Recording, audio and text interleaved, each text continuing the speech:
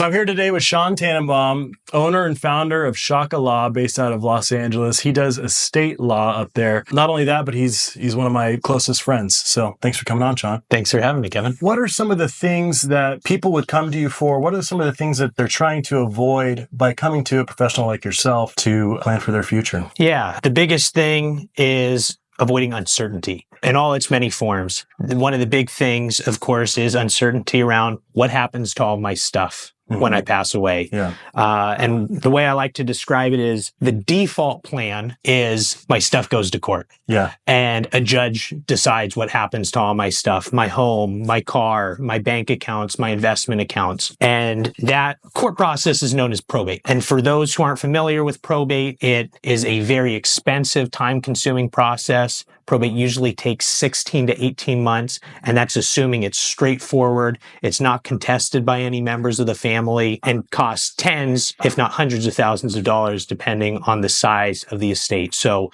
if you can avoid probate, you absolutely want to. And so that's something I help people plan for and bypass it. And the way you do that is with a trust. Okay, so what are some of the things that you do for your clients that trust you with planning for their future to avoid probate? To avoid probate and just all the uncertainty that comes along with passing without a plan in place is I offer something called the Estate Planning Essentials. And that's really a set of 4 key documents. The first that I've already mentioned is that Revocable Living Trust.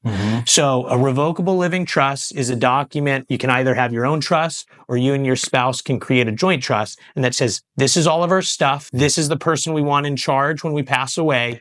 And this is what we want them to do with our stuff. This is who we want to give our things to.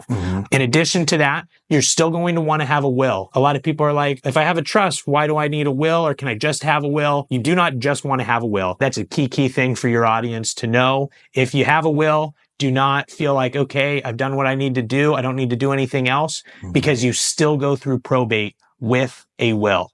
If you do not have a trust, your things are still going to go through probate. It's still going to take 16 to 18 months and cost tens to hundreds of thousands of dollars, depending on the size of your estate. So if there's one takeaway in this video, it would be don't feel like, okay, I can sit back and relax. I've got a will. But you still will have a will as part of your estate plan. So it's necessary, but it doesn't provide everything you need to ensure your assets transfer smoothly to your heirs. Correct. So a will, and historically, this is how things normally were done, is in a will, you'd say, yeah, this is my stuff. This is who I want it to go to when I pass away. But a judge still had to review, probate the will. A judge had to review it and confirm everything was correct. And a trust emerged as a way to kind of circumvent the judge and say, we want it to be easy. We want it to be seamless. The will is still used, however, for key things like appointing guardians for your minor kids.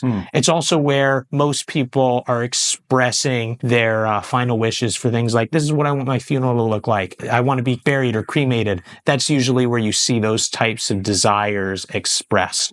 So that's why you still have a will. In addition to supplementing your trust, is we're appointing guardians if you have minor kids, and we're expressing your last wishes for things like what happens to your body after you pass away. So that's going to be document number 2. I said there's 4. We also have an advanced healthcare directive that says I'm still alive, but I can't make medical decisions for myself anymore, either because I've got advanced stage dementia or I might be in a temporary coma, something like that. Exactly. Incapacitated mentally. Exactly. So an advanced healthcare directive is both appointing the person to make healthcare decisions for you during that period of incapacity and giving some guidance. So I'm like, I want to be an organ donor, or I'm allergic to these types of medications. So that's where you're providing that guidance to that agent so they can review and feel like confident that they're giving you the care and making the decisions that you would want them to make. And then finally, you have your financial power of attorney. Very similar to that advanced healthcare directive, but it's where you're appointing someone to make financial decisions for you if you're incapacitated and you can't be handling your financial affairs. So that's the estate planning essentials.